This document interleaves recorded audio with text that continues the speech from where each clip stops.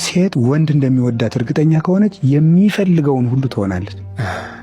በነገራችን ላይ በቤተ ክርስቲያን ትምህርት በተማርኩት መሰረት ለፍቅር ዋጋ የሚከፍል እንደ ሴት ያለ የለም።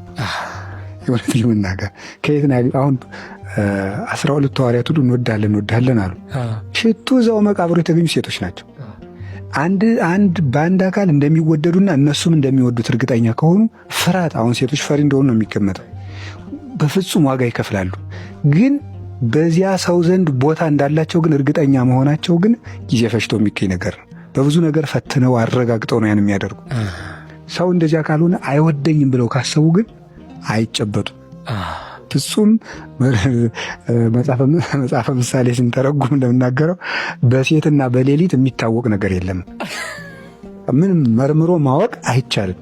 ምንም እየሳቁ ተቆጥተው ይሁን፣ ተቆጥተው እየሳቁ ይሁን፣ እየታዘቡ ይሁን፣ እየፈተኑ ይሁን፣ በትክክል ቃል እየገቡ ይሁን ማረጋገጥ አይቻልም።